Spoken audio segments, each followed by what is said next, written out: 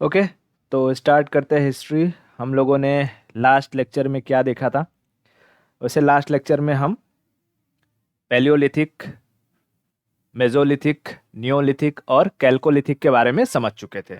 उसके बाद मैंने कहा था कि मैं आने वाले लेक्चर्स में ये बता दूंगा एक ही जगह पर कि हमें कौन से एविडेंसेस किस प्लेसेस से मिले हैं। वो सारे के सारे प्लेसेस अगर मैं एक ही जगह पर लिखवा दूंगा तो आसानी रहेगी, हमें यहाँ वहाँ ढूंढना नहीं होगा। तो आज मैं मैप के जरिए वो सारी जगह एक ही जगह लिखवा देता हूँ ताकि याद करने में आसानी रहे एग्जामिनेशन के टाइम में। ठीक है, तो चलो सबसे पहले मैं मैप ले लेता हूँ भारत का, कि हमें, क्योंकि हमको पता है सारे के सारे जो एविडेंसेस मिले हैं, चाहे वो एग्रीकल्चर के हो या एनिमल के एविडेंसेस हो, वो सारे के सारे भारत के अंदर मिले हैं, भारत के कुछ राज्यों से मिले हैं, मेहरगढ़ से मिले हैं एग्रीकल्चर वाले। तो वो एक ही प्लेस में मैं लिखवाऊंगा। इसके लिए मुझे चाहिए मैप। कौन सा मैप? तो इंडियन मैप चाहिए। मैं इंडिया का मैप ले लेता हूँ। कौन सा ले लूँ? ये ले लेता हूँ। ठीक है, चलो ये मैप ले लेता हूँ। और सबसे पहले मैं एग्रीकल्चर का लिखवा करके, जैसे मेहरगढ़ और ईरान में जो मिला है, मैं ये मैप दिखाई दे रहा है। चलो इसको मैं थोड़ा सा बड़ा कर लेता हूँ। ठीक है, ओके। अब अगर मैं कहूँ कि हमें, जैसे मैं पूछूं कि एग्रीकल्चर के जो सोर्सेस हमें सबसे पहले कहाँ मिले थे, यानी इंसान ने सुव्यवस्थित तरीके से खेती करना शुरू किया, कहाँ किया था? तो पाकिस्तान में जगह है मेहरगढ़। मेहरगढ़, पाकिस्तान के मेहरगढ़ में। यहाँ से हमें किसके साक्ष्य मिले हैं? तो यहाँ से हमें मिले हैं गेहूं और जौ। तो उसको हम कहते हैं wheat and barley. Wheat and barley. अच्छा, क्या वीट बार्ली के साक्ष्य कहीं और से मिले हैं? बिल्कुल सही, ईरान से। तो यहाँ पाकिस्तान है, इधर अफगानिस्तान है, और वहीं से हमें सटा हुआ अफगानिस्तान से लगा हुआ हमें एक देश दिखाई देता है। उसे हम क्या कहते हैं आज के टाइम में? ईरान। उस वक्त में इसे क्या कहते थे? फारस। तो ईरान से हमें बार्ली यानी जौ के सोर्स देखने को मिले हैं। ठीक है, बार्ली यानी जौ के सोर्स देखने को मिले हैं। ठीक है, तो ईरान से हमें क्या देखने को मिला है? बार्ली। ठीक है, तो दो याद हो गई ये। पाकिस्तान में मेहरगढ़ और ईरान से हमें बार्ली यानी जौ के साक्ष्य मिले हैं। अब उसके बाद अगर हम उत्तर प्रदेश में देखें, या उत्तर प्रदेश से पहले, हाँ चलो हम पहले उत्तर प्रदेश में मैक्सिमम मिले हैं तो उत्तर प्रदेश का देख लेते हैं, फिर यहाँ जो जम्मू कश्मीर है, जम्मू कश्मीर के बुरजहोम में देख लेंगे। ठीक है, क्योंकि यहाँ पे अभी लिखने के लिए जगह स्पेस नहीं है, तो मैं दूसरे पेज पर जाऊँगा, उस पर बता दूंगा। यहाँ पर जगह है। तो हमें उत्तर प्रदेश में ना बहुत सारे जगह मिले हैं। जैसे उत्तर प्रदेश में एक जगह मिला है दमदमा। दमदमा, दमदमा से किसके साक्ष्य मिले हैं? तो हमें डेड बॉडीज मिली हैं दमदमा से, लाशें मिली हैं, लाशें। ठीक है, दमदमा। फिर उत्तर प्रदेश में ही एक जगह है सराय नाहर। सराय नाहर, सराय नाहर। सराय नाहर से हमें क्या मिला है? तो चक्री मिला है, चक्की। ठीक है, चक्की। आज के टाइम वाला उतना बड़ा वाला चक्की नहीं, मतलब बताया था मैंने ना, छोटा वाला चक्की मिला था, तो चक्की मिला है। उसके बाद यूपी में ही जगह है हस्तिनापुर। हस्तिनापुर, हस्तिनापुर। हस्तिनापुर से हमें क्या मिला है? तो पॉटरी मिली है, पॉटरी। Pottery, pottery. ठीक है, हस्तिनापुर से हमें पॉटरी मिली है। फिर यूपी में ही है कोल्डिहवा। ठीक है, यूपी में ही है कोल्डिहवा। कोल्डिहवा से क्या मिला है हमें? तो राइस यानी चावल के साक्ष्य मिले हैं। राइस यानी चावल के साक्ष्य मिले हैं। फिर यूपी में ही है, मैं इधर लिख देता हूं, यूपी में ही है लहुरा देव या लहूर देवा जिसको कहते हैं, लहूर देवा। लहूर देवा से भी हमें क्या देखने को मिला है? तो चावल के साक्ष्य मिले हैं, राइस। राइस। ठीक है, लहूर देवा से भी चावल के साक्ष्य मिले हैं। और फिर यूपी में ही एक जगह है महदहा। महदहा, दहा। क्या है? मह दहा। यहां से क्या देखने को मिला है? तो हमें हड्डियों के हथियार देखने को मिले हैं, बोन वेपन्स। ठीक है, हड्डियों के हथियार देखने को मिले हैं। कहां से? महदहा से। तो इतना चीज पहले ही याद करो फटाफट। देखो मैं यहाँ कलर दूसरा ले लेता हूँ हाईलाइटिंग के लिए। बताओ, ईरान से हमें क्या, किसके साक्ष्य मिले हैं? तो ईरान से हमें मिले हैं जौ के साक्ष्य। बोलते रहो साथ साथ, याद हो जाएगा। ईरान से हमें जौ के साक्ष्य मिले हैं। मेहरगढ़, मेहरगढ़ से हमें क्या मिला है? तो वीट और बार्ली, वीट और बार्ली। मेहरगढ़ से वीट और बार्ली, मेहरगढ़ से वीट और बार्ली।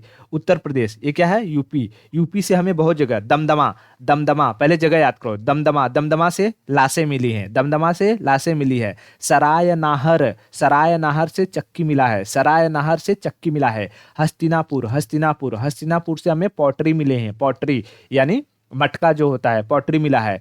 ठीक है, उसके बाद कोल्डिहवा, कोल्डिहवा से हमें चावल के साक्ष्य मिले हैं, कोल्डिहवा से हमें चावल के साक्ष्य मिले हैं, कोल्डिहवा से हमें चावल के साक्ष्य मिले हैं। लहूर देवा, लहूर देवा से भी हमें चावल के साक्ष्य मिले हैं, लहूर देवा से भी हमें चावल के साक्ष्य मिले हैं। महदहा, महदहा से हमें हड्डियों के वेपन्स, जो बोन्स वेपन्स होते हैं ना, बोन्स वेपन्स मिले हैं, यानी हड्डियों के हथियार मिले हैं, हड्डियों के हथियार मिले हैं। अच्छा, अब अगर मैं पूछूं कि जैसे सबसे पहले अगर सुव्यवस्थित तरीके से इंसान के खेती करने के साक्ष्य मिलते हैं तो मेहरगढ़ में मिलते हैं। ये 7000 BCE, ठीक है, 7000 BCE। लेकिन नए रिसोर्सेज के बेसिस पर बताओ, अगर पूछ दिया कि नए एविडेंसेस के बेसिस पर सबसे पहली बार कृषि के साक्ष्य कहाँ देखने को मिले हैं? तो वो लहूर देवा में देखने को मिले हैं। ये 8000 साल पहले का है, BCE। ठीक है, बिफोर कॉमन एरा। तो 8000 साल पहले, यानी मेहरगढ़ से 1000 साल पहले ही हमें कृषि के साक्ष्य कहाँ से देखने को मिले हैं? लहूर देवा से। तो मैंने इस बात का भी डिस्कशन किया हुआ है कि अगर अगर एग्जाम में पूछे कि कृषि के सबसे सबसे पुराना साक्ष्य कहाँ से मिला है और उसमें लहूर देवा है, ऑप्शन में मेहरगढ़ भी है, तो हम लहूर देवा को इंपॉर्टेंस देंगे। लेकिन लहूर देवा नहीं है, मेहरगढ़ है, तो मेहरगढ़ मेहरगढ़ को इंपॉर्टेंस देंगे। ठीक है, ओके। अब नेक्स्ट और जो बचे हुए हैं चीजें उसको मैं लिख लेते हैं हम। अरे ये कहाँ से आ गया, इसको हटाओ, हमें ये वाला वापस चाहिए, इसको हम कॉपी कर लेते हैं, कॉपी। अब देखो, पेस्ट। ठीक है, अब देखो इसको मैं थोड़ा सा बड़ा कर लेता हूं। चलो बताओ, देखो अब यहां पर आ गया, हम जम्मू कश्मीर में आते हैं। जम्मू कश्मीर में, जम्मू कश्मीर में जगह है बुर्ज होम, बुर्ज होम। ठीक है, बुर्ज होम, बुर्ज होम से हमें क्या मिला है? तो गर्त आवास, गर्त आवास। बुर्ज होम से हमें मिला है गर्त आवास, यानी वहां पर लोगों को दफनाया जाता था गड्ढे खोद करके, और उसमें इंसानों के साथ साथ हमें कुत्तों के भी हड्डियां मिली हैं, एविडेंसेस मिले हैं। तो इसमें इंसान, इस गर्त आवास में ह्यूमन प्लस एनिमल में डॉग, इसके भी एविडेंसेस हमें देखने को मिलते हैं। कहाँ से मिलेंगे? तो जम्मू कश्मीर, जम्मू कश्मीर, जम्मू कश्मीर। याद रहेगा इतना? ओके, जम्मू कश्मीर। बताओ, पाकिस्तान से मेहरगढ़, ईरान से क्या मिला है हमें? जौ के साक्ष्य मिले हैं, ईरान से जौ के साक्ष्य मिले हैं।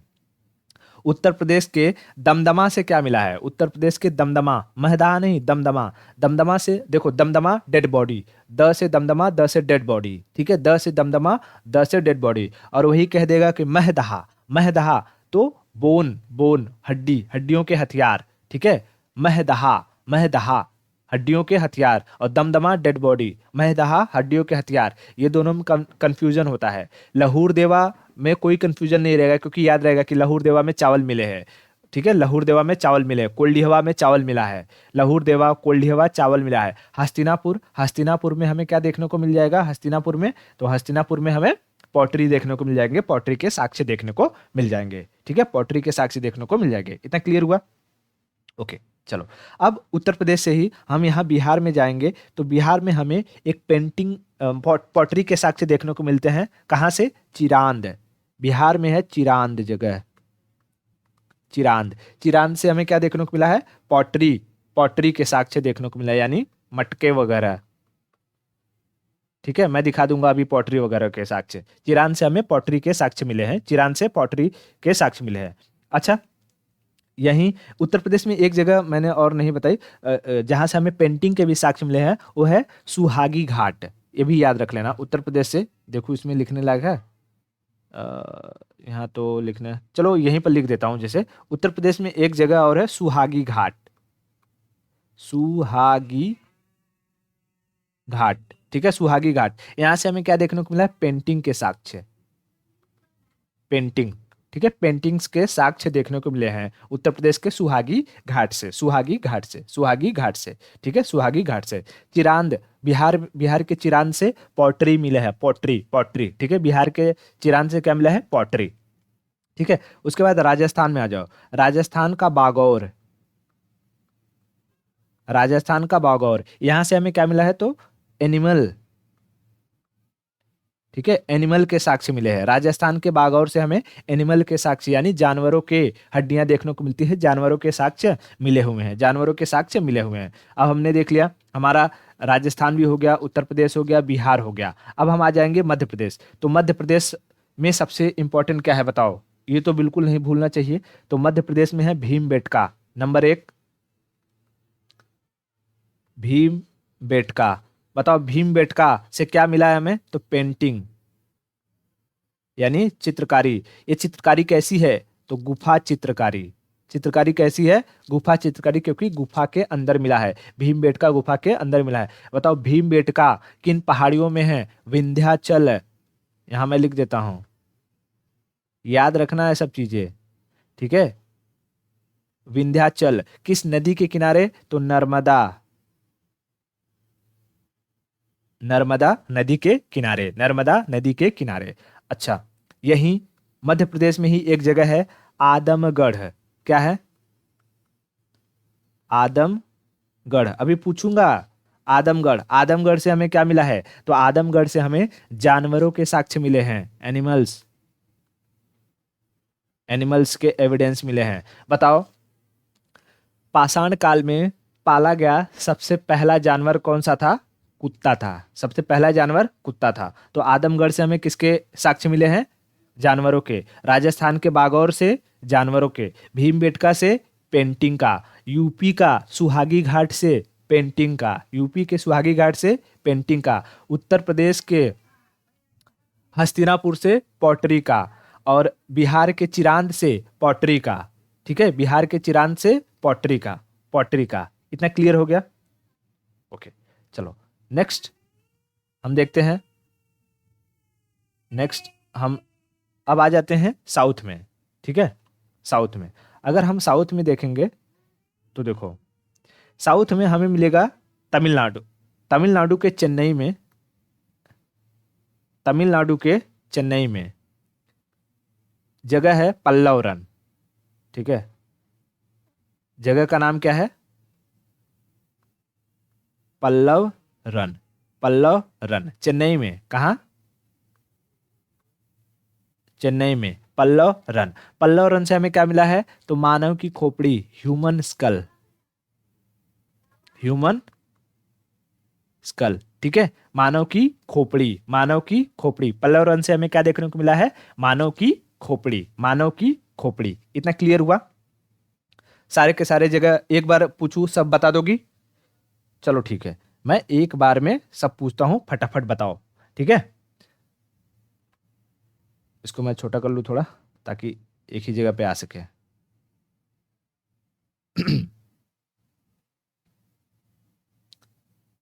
चलो मैप दिखाई दे रहा है पूरा? बहुत बढ़िया। बताओ जम्मू कश्मीर, जम्मू कश्मीर के बुर्ज होम, जम्मू कश्मीर के बुर्ज होम से गर्तावास, बहुत बढ़िया। पाकिस्तान के मेहरगढ़ से वीट एंड बार्ली, ईरान से वीट, ईरान से वीट। राजस्थान के बागौर से, राजस्थान के बागौर से जानवरों के साक्ष्य, राजस्थान के बागौर से जानवरों के साक्ष्य। मध्य प्रदेश के भीमबेटका से पेंटिंग के साक्ष्य। उसके बाद मध्य प्रदेश के आदमगढ़ से जानवरों के साक्ष्य। उसके बाद तमिलनाडु के पल्लव रन से, तमिलनाडु के पल्लव रन से ह्यूमन स्कल यानी मानव की खोपड़ी, मानव की खोपड़ी। हस्तिनापुर से बताओ क्या मिला है, ये उत्तर प्रदेश के हस्तिनापुर से पॉटरी। आदमगढ़ से, आदमगढ़ कहाँ है, मध्य प्रदेश में, आदमगढ़ मध्य प्रदेश में, और वहां से क्या मिला है, जानवरों के साक्ष्य मिले हैं। उसके बाद उत्तर प्रदेश में दमदमा, दमदमा से डेड बॉडी, महदहा, महदहा से, दमदमा से डेड बॉडी, और महदहा से क्या था बताओ फटाफट। महदहा से बोन के हथियार मिले हैं, बोन्स यानी हड्डियों के हथियार, हड्डियों के हथियार। लहूर देवा से क्या मिला है, राइस, वेरी गुड, लहूर देवा से राइस मिला है। और कोल्डिहवा से, वहां से भी राइस मिला है। चिरांद से, बिहार के चिरांद से क्या मिला है, बिहार के चिरांद से, बिहार के चिरांद से क्या मिला है, पॉटरी मिला है, पॉटरी, बहुत बढ़िया, बिहार के चिरांद से पॉटरी मिला है। उड़ीसा का, याद रखना, उड़ीसा का एक जगह है, उड़ीसा का एक जगह है, उसका नाम है सुंदर घाट। यहां से भी हमें पेंटिंग देखने को मिले हैं, क्या है, सुंदर घाट, सुंदर घाट। यहां से हमें क्या देखने को मिला है, पेंटिंग्स, पेंटिंग, ठीक है, पेंटिंग के साक्ष्य हमें देखने को मिले हैं, पेंटिंग के साक्ष्य हमें देखने को मिले हैं। अब चलो देखो, मैं कुछ काम करता हूं, जैसे पेंटिंग कहाँ से मिला है, एग्रीकल्चर के साक्ष्य कहाँ से मिले हैं, और एनिमल के साक्ष्य कहाँ मिले हैं, और पॉटरी कहाँ से मिला है, मैं इसको अलग कर देता हूँ। देखो जैसे मैं यहाँ पर ये ले लेता हूँ,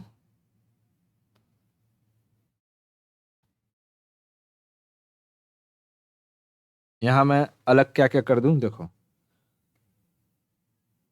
नंबर 1 कि मैं पहले एग्रीकल्चर,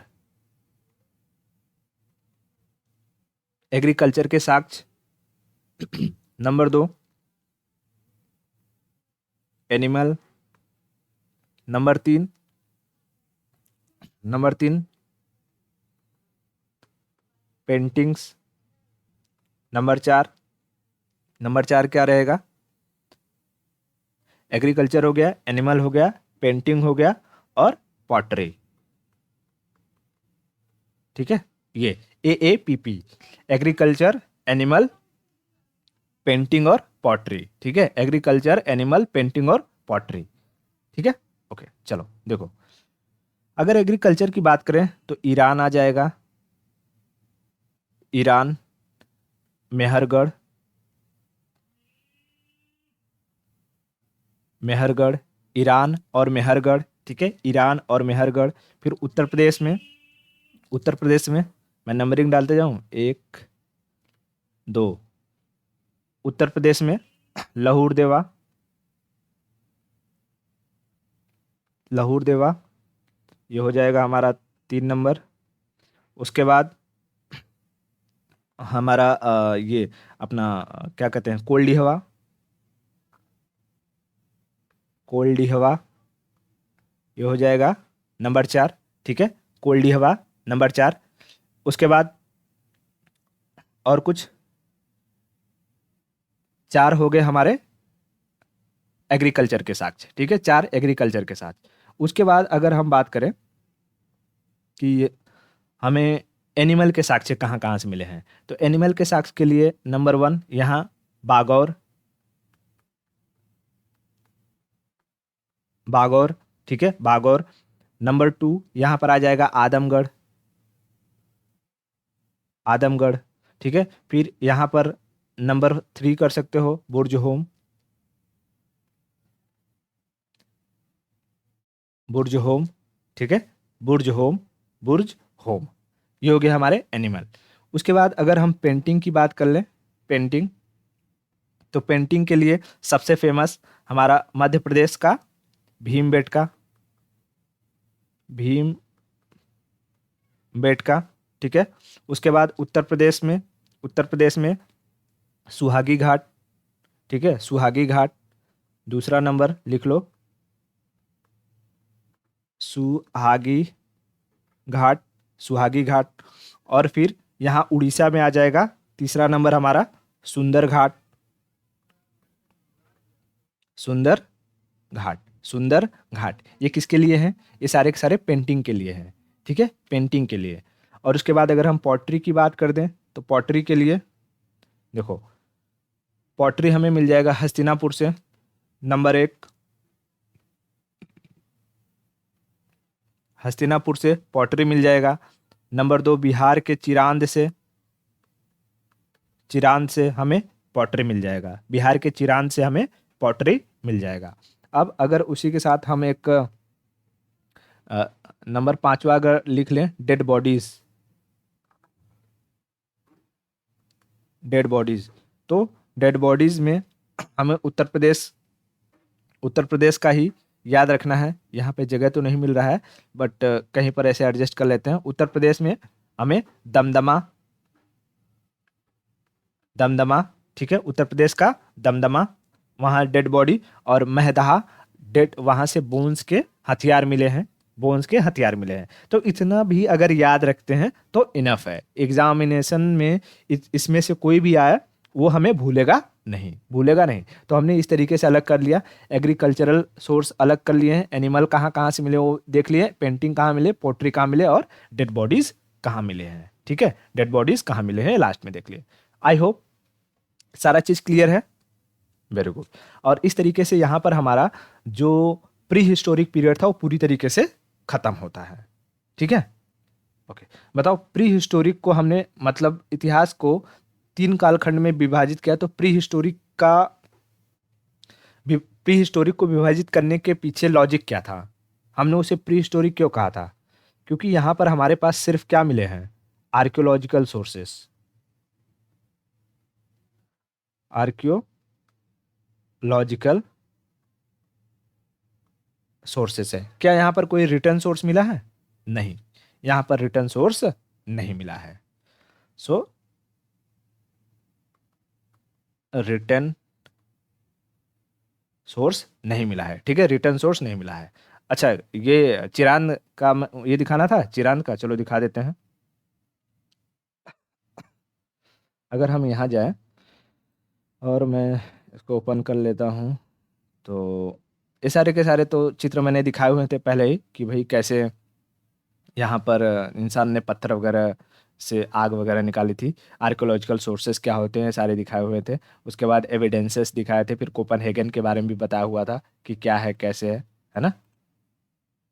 ओके, इसको मैं थोड़ा और बड़ा कर लूँ। ठीक है, चलो। उसके बाद हमें दिखाना है आपको चिरांद। ये देखो, मानव की खोपड़ी कहाँ से मिला है? पल्लव रन से। मानव की खोपड़ी पल्लव रन से। इंसान गेहूं की खेती करता था, गेहूं और बार्ली की, नियोलिथिक एज में। ये देखो, ये सारे के सारे पेंटिंग है। ठीक है, पेंटिंग है, केओ में मिली पेंटिंग है, दीवारों पर लिखते थे। मैंने बताया था पेंटिंग भी अलग अलग तरीके के थे। ढोल मजीरे बजाते हुए, डांसिंग करते हुए, या फिर उसके बाद हंटिंग करते हुए। देखो, ये लोग यहाँ पर पेंटिंग बनाते थे ऐसे दीवारों पर। ठीक है, उसके बाद ये सारे के सारे शिकार के मैंने बताए हुए थे, पैलियोलिथिक एज में कैसे शिकार करते थे। फिर इनके देखो हथियार ये थे, कैसे कैसे स्टोन्स का इन लोगों ने उसमें अपना इवॉल्वमेंट किया है। पहले बड़े हथियार का इस्तेमाल करते थे, फिर धीरे धीरे वो लोगों ने छोटे हथियार पर आए, उसके बाद धारदार हथियार को बनाया, भाला टाइप बनाया हड्डियों के साथ। फिर क्रीमेशन के बारे में मैंने बताया था, वो सारा का सारा कैसे होता था। क्रीमेशन कौन से काल में ज़्यादा होने लगा? नियोलिथिक में हुआ। मेजोलिथिक में हमें बरियल्स के एविडेंसेस देखने को मिलते हैं, नियोलिथिक में हमें जो है क्रीमेशन के एविडेंसेस देखने को मिलते हैं। ठीक है, फिर उसके बाद मैंने ये भी बताया था कि ये जो त्रियुगीन विभाजन किसका था? थॉमसन का था, क्रिश्चियन थॉमसन का था त्रियुगीन विभाजन। और उसके बाद रॉबर्ट ब्रूस के बारे में बताया था। रॉबर्ट ब्रूस को एक आर्कियोलॉजिस्ट के साथ साथ जियोलॉजिस्ट भी थे। ठीक है, हिस्टोरियन नहीं थे, जियोलॉजिस्ट थे। इन्होंने रिटर्न सोर्सेज के बेसिस पे बताया था। और कोपेनहेगन ने कोपेनहेगन में मिले एविडेंसेस के बेसिस पर क्रिश्चियन थॉमसन ने उसे लौह युग, पाषाण काल, ब्रोंज एज, कांस्य युग और आयरन एज में डिवाइड किया था। ये सारी चीजें हो गई थी। ठीक है, ओके। उसके बाद हमें ये देखो, ये पॉटरी जो मैं दिखा रहा हूँ, बुर्ज होम आर्कियोलॉजिकल साइट से भी पॉटरी मिली है कुछ। और मुझे ये दिखाना है, देखो है कि नहीं, होना तो चाहिए वैसे। चिरांद है ना, चिरांद, चिरांद से मिली पॉटरी। ये कहाँ है? शायद यही है क्या? ये बुर्जहोम पेंटिंग का है, बुर्जहोम आर्कियोलॉजिकल साइट से मिला है। चिरांद वाला होना चाहिए जी, गायब हो गया क्या यहाँ पे? मैंने लगाया हुआ था तो।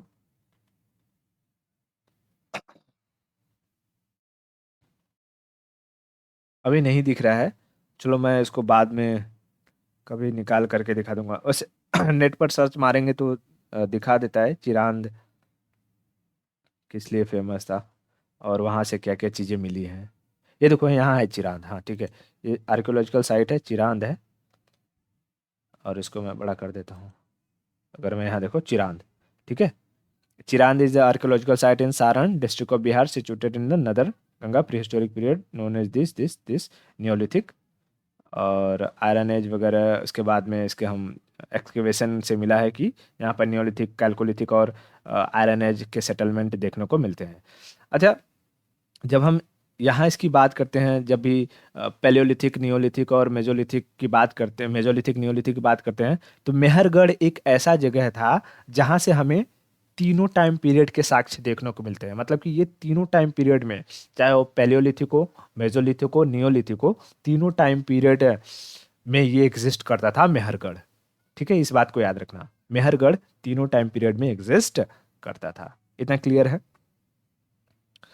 ओके चलो, अब हम आगे चलते हैं और समझते हैं किसके बारे में, प्रोटो हिस्ट्री, हिस्टोरिक पीरियड के बारे में।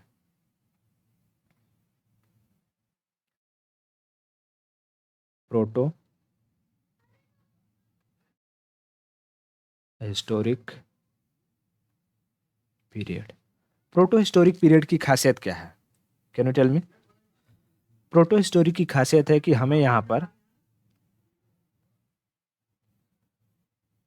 आर्कियोलॉजिकल एविडेंसेस तो मिले ही हैं, साथ ही साथ हमें लिटरेरी यानी रिटन्स एविडेंस, एविडेंस भी मिले हैं। लेकिन ये लिटरेरी एविडेंस पढ़ा नहीं जा सका है, नॉट रीडेबल, नॉट रीडेबल, इसे पढ़ा नहीं जा सका है, पढ़ा नहीं जा सका है। यानी यहाँ पर जितने भी एविडेंसेस मिले हैं, मैं दिखाने की कोशिश करूंगा अभी, यहाँ पर जितने भी एविडेंसेस मिले हैं उनकी लिपि को अभी तक हमने डिसाइफर नहीं किया है। और डिसाइफर न होने की वजह से हमें उनके बारे में बहुत ज़्यादा जानकारी प्राप्त नहीं होती है। जो भी जानकारियाँ प्राप्त होंगी, अच्छा प्रोटो हिस्टोरिक में कौन आएगा, तो यहाँ आ जाएंगे इंडस वैली सिविलाइजेशंस। ठीक है, कौन आ जाएगा? Indus valley civilisation. ठीक है, इंडस वैली सिविलाइजेशन, ये किस में आ जाएंगे? प्रोटो हिस्टोरिक में। तो इंडस वैली सिविलाइजेशन के जो भी सोर्सेस मिले हैं उनके आधार पर हिस्टोरियन या आर्कियोलॉजिस्ट सिर्फ अपना एक अनुमान लगाते हैं, हाइपोथेसिस देते हैं। क्या देते हैं? हाइपोथेसिस। ठीक है, हाइपोथेसिस। किसी भी बात का बहुत ज़्यादा कोई पुख्ता सबूत नहीं होता है, चाहे इनके अगर हम इवॉल्वमेंट की बात करें, इनकी लिपि की बात करें, या इनका अंत कैसे होता है, इन सब में कोई एक पुख्ता सोर्स नहीं मिलता है, कोई एक पुख्ता जानकारी नहीं मिलता है जिस पर हम ये डिसाइड कर सके कि अच्छा इनका जीवन क्या एक्चुअली ऐसा ही था जैसा हम आज के हिस्टोरियन बताते हैं। ठीक है, ओके। तो इंडस वैली सिविलाइजेशन में हमें आर्कियोलॉजिकल सोर्सेस मिले हैं, लिटरेरी एविडेंसेस भी मिलते हैं, लेकिन ये लिटरेरी एविडेंसेस पढ़े नहीं जा सके हैं, इसलिए हम इसे प्रोटो हिस्टोरिक पीरियड में रखते हैं, प्रोटो हिस्टोरिक पीरियड में रखते हैं। अच्छा, यहाँ एक वर्ड आता है, पहले तो आता है इंडस वैली और दूसरा आता है सिविलाइजेशन। इंडस वैली और सिविलाइजेशन, तो सिविलाइजेशन का क्या मतलब होता है? Can you tell me? दो वर्ड मैं दे रहा हूं तुम्हें, एक होता है कल्चर, कल्चर, और दूसरा वर्ड होता है सिविलाइजेशन, यानी सभ्य, सभ्यता जिसको हम हिंदी में कहते हैं सभ्यता। ठीक है, सभ्यता और कल्चर। तो बताओ, क्या पता है कल्चर और सिविलाइजेशन का क्या मतलब होता है? क्या दोनों में फर्क होता है या दोनों एक ही होते हैं? तो फर्क होता है। क्या फर्क होता है?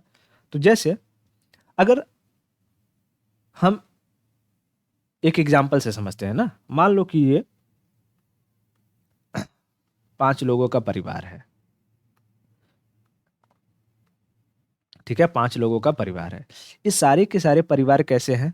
मान लो वेजिटेरियन है, वेजिटेरियन है, मांस मछली नहीं खाते हैं। आज के टाइम में हम इन्हें क्या कहते हैं कि भैया वेजिटेरियन है, पंडित है, ठीक है, नॉर्मली पंडित है। अब जरूरी नहीं कि वेजिटेरियन है तो उनको पंडित ही कहा जाए। अरे भाई, मुस्लिम में भी वेजिटेरियन देखने को मिलते हैं, जैनिज्म में, बुद्धिज्म में, हर अलग अलग जगह वेजिटेरियन देखने को। मैं जस्ट एक एग्जांपल के लिए बता रहा हूँ कि मान लो ये 5 लोग पंडित हैं, इनका अपना एक जीने का तरीका है, नॉनवेज नहीं खाएंगे, पूजा पाठ करेंगे, ठीक है, दूसरों के यहाँ पूजा पाठ करवाएंगे। तो ये इनका जीने का तरीका है। इनके जीने का तरीका जो है, ये जिस बिहेवियर को रिफ्लेक्ट करते हैं, मतलब जैसे जीते हैं, उन्हें हम कहेंगे कल्चर है। ये इनका क्या है? कल्चर है कि ये भगवान की पूजा करेंगे, सुबह उठेंगे सूर्य देवता की पूजा करेंगे, पानी देंगे सूर्य देवता को, तुलसी को जल देंगे, शाम को दिया बाती करेंगे, ठीक है, भोजन से पहले जो है भगवान की प्रार्थना करेंगे, या मांस मछली को नहीं खाएंगे। तो ये इनका कल्चर है। लेकिन सोचो, यही 5 लोग जिस चीज को फॉलो कर रहे हैं, वही एक बहुत बड़े पैमाने पर अगर स्प्रेड हो जाए, तब उसे हम कहेंगे कि वो एक सिविलाइजेशन है, क्योंकि बहुत सारे लोग उसी कल्चर को फॉलो करने लगे हैं। समझ में आया? तो कल्चर क्या है? किसी एक पर्टिकुलर छोटे से एरिया में, किसी एक पर्टिकुलर छोटे से एरिया में जो जीवन पद्धति होती है, उसे हम कल्चर कहते हैं। लेकिन वही जीवन पद्धति अगर एक बड़े पैमाने पर फैल जाए, तो उसे हम सिविलाइजेशन कहते हैं। उसे हम क्या कहेंगे? सिविलाइजेशन। तो अगर मैं वेन डायग्राम के जरिए समझाने की कोशिश करूं, तो हमारा ये जो कल्चर होगा, ये छोटा सर्कल होगा, और ये जो बड़ा सर्कल होगा, वो हमारा क्या हो जाएगा? सिविलाइजेशन। सिविलाइजेशन यानी सिविलाइजेशन के अंदर क्या आ जाता है? कल्चर। एक छोटे से एरिया में जीवन जीने की पद्धति कल्चर कहलाती है, और वही जीवन जीने की पद्धति अगर बड़े पैमाने पर फैल जाए, तो सिविलाइजेशन कहलाती है। सिविलाइजेशन का मतलब सभ्य, मानव, ठीक है। अब देखो, अगर जब हम बात करते हैं मानव के सभ्य होने की, तो मानव सभ्य कहाँ हुआ? मैं यहाँ एक मैप लेना चाहूंगा, जैसे वर्ल्ड का मैप मुझे चाहिए, ठीक है, कौन सा ले लो? यही ले लेते हैं, ठीक है, चलो ये मैप ले लेता हूँ। ये दिखाई दे रहा है मैप, ठीक है। देखो, ये है अफ्रीका। अफ्रीका में जो इंसान आया सबसे पहली बार, अफ्रीका में हमें पता है कि इंसान अफ्रीका में आया, और अफ्रीका को मानव जाति का पालना यानी क्रेडल ऑफ ह्यूमन बीइंग कहा जाता है, ह्यूमन बीइंग कहा जाता है। लेकिन अफ्रीका और यहाँ मेसोपोटामिया, इराक, ईरान, पर्सिया में जो इंसान धीरे धीरे शिफ्ट हुआ, वो इंसान सभ्य नहीं था, सभ्य नहीं था, यानी सिविलाइज्ड नहीं था।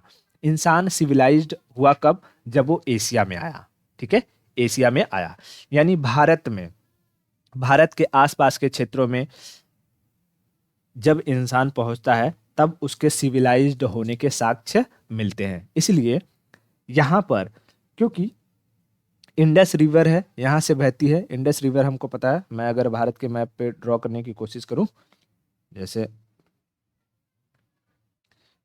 यहाँ पे मैं, ये भारत है, यहाँ से हम मैप ड्रॉ करते हैं, एक रिवर बनाते हैं, देखो, ठीक है, ये जाती है इंडस नदी, एक मिनट, ये इंडस रिवर है, ऐसे जा करके और यहाँ पर गिर जाती है अरेबियन सी में। तो सिंधु नदी है ये, इंडस रिवर, और इसी की बहुत सारी सहायक नदियां हैं। जैसे कौन कौन सी है? तो यहाँ से अगर हम बात करेंगे, चेनाब आ जाएगी, ठीक है, झेलम आ जाएगी, रावी आ जाएगा, उसके बाद सुतलज आ जाएगा, फिर ब्यास आ जाएगा। यानी JCRB और S, ये सारी की सारी नदियां किससे जाके मिल रही हैं? इंडस से। तो हम इन्हें कहते हैं, इन सारी नदियों को हम क्या कहते हैं कि ये इंडस रिवर की ट्रिब्यूटरीज हैं, और ये सब मिलकर के एक सिस्टम बनाती हैं, तो इसे हम कहते हैं इंडस रिवर सिस्टम। ये सारा का सारा कुछ हमने ज्योग्राफी में समझा हुआ है, ठीक है। तो इंडस रिवर सिस्टम, अब जब इंसान इसके आसपास रहेगा, इंसान होंगे या जानवर होंगे, कोई भी होगा, जब इसके आसपास कोई भी सभ्यता का जन्म होता है, कोई भी सभ्यता फूलती फलती है, ठीक है, इसके आसपास कोई भी सभ्यता फूलेगी फलेगी, चाहे वो मेन इंडस के पास हो, चाहे झेलम के पास हो, चाहे रावी के हो, चाहे सुतलज के पास हो, क्योंकि ये सारी नदियां मेन इंडस में जाकर मिलती हैं, तो इन सारी नदियों के आसपास फ्लरिश्ड हो रहे सिविलाइजेशन को हम इंडस वैली सिविलाइजेशन के नाम से जानेंगे। Are you getting my point? ध्यान से समझना। हम इंडस वैली सिविलाइजेशन क्यों कहते हैं? क्योंकि जितनी भी सभ्यताएं पाई गई हैं, वो कहाँ पाई गई हैं? इन्हीं नदियों के आसपास ही पाई गई हैं, इन्हीं नदियों के आसपास पाई गई हैं। इसलिए इसे हम कहते हैं, यहाँ की पाई गई सिविलाइजेशन को हम कहते हैं Indus valley civilisation. Indus valley civilisation, इतना चीज क्लियर हुआ? इंडस वैली सिविलाइजेशन क्यों कहते हैं इसे? क्योंकि जितने भी सिविलाइजेशन मिले हैं, खुदाई करने के बाद जितने भी सिविलाइजेशन मिले हैं, वो इन्हीं नदियों के आसपास मिले हैं। जैसे मैं यहाँ पर दिखाने की अगर कोशिश करूं तो देखो, जैसे ये जब खुदाई हुई, ये सारे के सारे, ठीक है, ये खुदाई हुई, तो ये सारे के सारे जगह दिखाई दे रहे हैं, ये इसी नदी तंत्र के आसपास मिले हैं, इसी नदी तंत्र के आसपास। इसलिए इसे हम क्या कहते हैं? Indus valley civilisation. Indus valley civilisation. अच्छा, इंसान नदियों के ही पास क्यों रुकेगा? मैंने पाषाण काल, नियोलिथिक एज जब बताया था, तभी मैंने इन सब चीज़ों के बारे में डिस्कस किया हुआ है कि कोई भी इंसान या सिविलाइजेशन होगी, वो नदियों के पास क्यों रुकना चाहेगी? क्योंकि वहाँ से पानी मिल जाते हैं, और पानी जब मिल जाता है तो वहाँ से हम खेती कर सकते हैं, ठीक है। ये दिखाई दे रहा है, नदियाँ हैं, नदियों के आसपास ही हमें बहुत सारी सभ्यता देखने को मिलती है, बहुत सारी सभ्यताएं देखने को मिलती है। क्यों? क्योंकि वहां से उन्हें पानी मिल जाता है, खेती करने के लिए आसानी होती है, जीवन जीने के लिए आसानी होती है। क्लियर? बहुत बढ़िया। चलो, तो इंडस वैली सिविलाइजेशन क्यों कहा गया, ये चीज मैंने बता दिया। अब इंडस वैली में शुरू करूं, इससे पहले मैं इसके बारे में स्टोरी बताना चाहूंगा, है ना, ताकि एक हमारे दिमाग में एक स्टोरी बैठा रहे कि अच्छा, इसकी खुदाई कैसे हुई, इसके बारे में किसने जानकारी दी, और उसके बाद जब हम पढ़ेंगे तो सिस्टमेटिकली यहाँ कौन कौन से साइट पर क्या चीज़ें मिली है, हम उसको पढ़ लेंगे, ठीक है। ओके, चलो, तो मैं स्टोरी यूँ बताता हूँ कि देखो, अगर मैप रहेगा तो मैप के जरिए बता दूंगा, फिर मैं नाम लिखवा दूंगा। मतलब यहाँ पर हमें देखना है कि यहाँ ना एक भारत में, क्योंकि भारत किसका गुलाम था? तो अंग्रेजों का। तो वहीं पर एक चार्ल्स मैसन का तो फोटो नहीं है शायद से यहाँ पे। चलो, मैं बाकी दो जन का तो है, एलेक कनिंघम का है, मार्शल का है, और दयाराम साहनी का है, मैसन का नहीं मिला है। तो चार्ल्स मैसन एक आर्मी ऑफिसर था, ठीक है। चार्ल्स मैसन क्या था? Army officer. और वो एक बार ऐसे यहाँ पाकिस्तान के रास्ते गुजर रहा था। मैं यहाँ मैप दिखा दूँ, मैप मैप मैप, चलो नहीं, मैप नहीं दिख रहा है, मैं यहीं खुद ही मैप ले लेता हूँ, ठीक है। ये हमारा प्यारा भारत दिखाई दे रहा है। तो यहाँ नाम मैं लिखता हूँ चार्ल्स मैसन।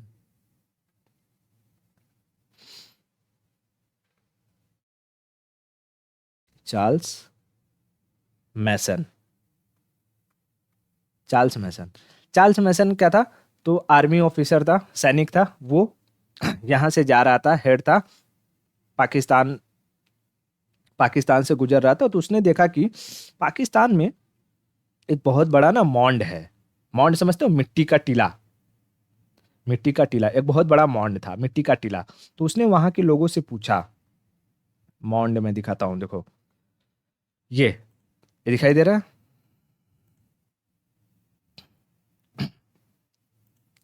मॉन्ड, बहुत बड़ा मॉन्ड था। तो उसने वहां के लोगों से पूछा कि अच्छा ये मॉन्ड क्या है। तो वहां के लोगों ने बताया कि ये कभी राजा का महल हुआ करता था, और एक साधु ने उसे श्राप दिया, जिसकी वजह से ये राजा का जो महल था वो ढह गया। श्राप की वजह से ये महल ढह गया। तो ये जो मिट्टी का महल है, ये 1000 सालों से यहाँ पर पड़ा हुआ है। मतलब मिट्टी का ये जो टीला है, ये 1000 सालों से यहाँ पर पड़ा हुआ है।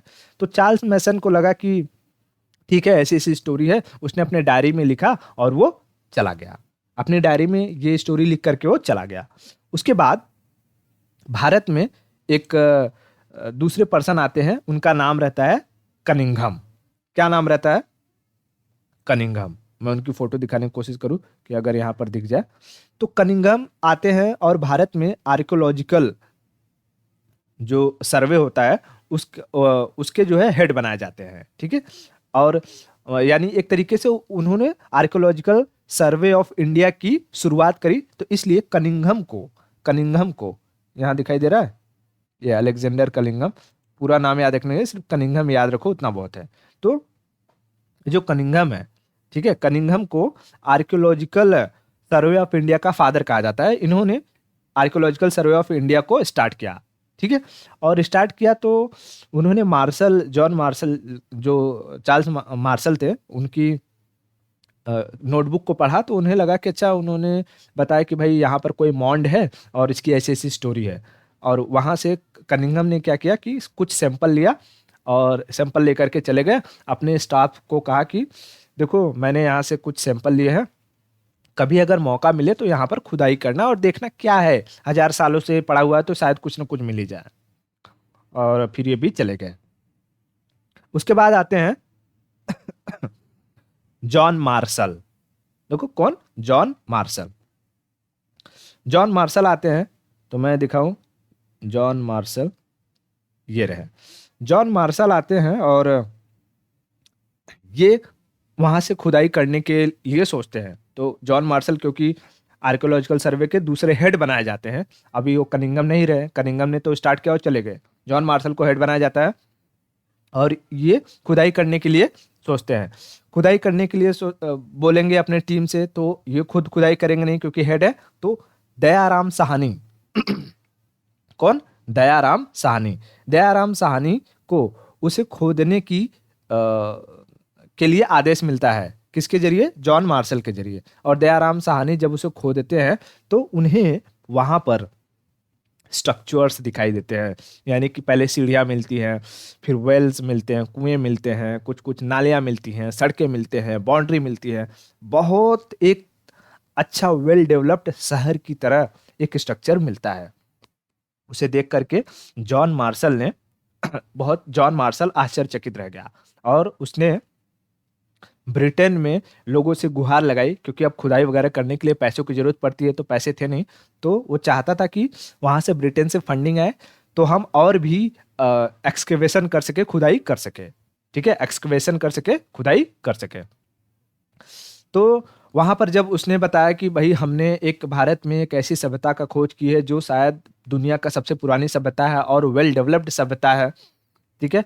तो अंग्रेजों के जो अंग्रेज थे, उनके गले से ये बात उतर नहीं रही थी। क्यों? क्योंकि अंग्रेज इस बात का दावा करते हैं कि वो भारत आए और उन्होंने भारतीयों को सभ्य बनाया। तो ये बात कैसे एक्सेप्ट कर लेते कि जो सभ्यता भारत के आसपास मिली है, पाकिस्तान तो भारत में ही था, भारत में मिली है, वो भारतीयों की ही देन है। मतलब भारतीय पहले से ही सभ्य थे, हमने उन्हें सभ्य नहीं बनाया। ये बात वो एक्सेप्ट ही करने को रेडी नहीं थे। तो उन्होंने एक मिसकंसेप्शन फैलाया, एक मिथ फैलाया कि ये जो सभ्यता मिली है यहाँ पर, ये भारतीयों की खुद की सभ्यता नहीं है, ये बल्कि मेसोपोटामिया से आए हुए लोग हैं। बाद में भारतीय हिस्टोरियन ने उस बात को खारिज किया, क्योंकि मेसोपोटामिया से जो लोग आए हुए थे या मेसोपोटामिया में जो एविडेंसेस मिले, जब उन्हें यहाँ इंडस वैली के आसपास के मिले एविडेंसेस से मैच करवाया गया, तो उसमें कुछ भी मैच नहीं होता है, ठीक है। क्यों मैच नहीं होता है? तो मैं बताना चाहूंगा कि इंडस वैली सिविलाइजेशन में जो भी सभ्यताएं, जो भी जितने भी शहर मिले हैं, मतलब 1000 से अधिक शहर का मिलने की संभावना थी, लेकिन मैक्सिमम जो खुदाई हुई वो उन जगहों की हुई जहां पर लाइक उन्हें शहर सिटी का स्ट्रक्चर मिला, अर्बन सिविलाइजेशन मिला है वहां पे, गांव वाला नहीं। इंडस वैली सिविलाइजेशन में गांव भी थे लेकिन शहर भी थे, और वो शहर वेल डेवलप्ड थे, बेहतरीन थे। उनकी तरह दुनिया, पूरी दुनिया में कहीं और कोई भी बनावट नहीं थी। वो जिस तरीके का लाइफस्टाइल जीते थे कोई और नहीं जीता था। ठीक है, तो इसकी वजह से कहा गया कि नहीं, ये जो अंग्रेज कह रहे हैं कि ये मेसोपोटामिया से आए, मेसोपोटामिया से नहीं आए, ये भारत की ही देन है, भारत की ही देन है। तो ये मोटा मोटा स्टोरी समझ में आ गया। तो यहाँ 4 नाम याद रखने हैं। देखो कौन कौन से 4 नाम याद रखने हैं, मैं यहाँ लिख देता हूँ। नंबर 1 तो चार्ल्स मैसन हो गया। नंबर 2 की अगर हम बात करेंगे तो नंबर 2 कनिंघम। कौन? कनिंघम। ठीक है, नंबर 2 हो जाएगा कनिंघम। थोड़ा सा लैग कर रहा है पीसी, बट फिर भी ठीक है, मैं स्टोरी तो बता ही जा रहा हूँ। ठीक है, कनिंघम। नंबर 3 हमें जो याद रखना है, जॉन मार्शल। जॉन मार्शल, ठीक है, जॉन मार्शल। और नंबर 4 हमें याद रखना है दयाराम साहनी। दयाराम साहनी, ठीक है, दयाराम साहनी। ठीक है, तो अभी पीसी थोड़ा सा लैग करने लगा है, तो मैं इस चीज को यहीं पर स्टॉप करता हूं। उसके बाद नेक्स्ट लेक्चर में जब मैं बताऊंगा, थोड़ा सा बच गया है उसे मैं ख़त्म करके, और उसके बाद जो साइट्स हैं अलग अलग जगह पर कौन कौन से साइट मिले, उनमें क्या फाइंडिंग हुए, उसके बारे में बता दूंगा। ठीक है, तो आज के लिए इतना रखते हैं, बाकी की स्टोरी नेक्स्ट लेक्चर में।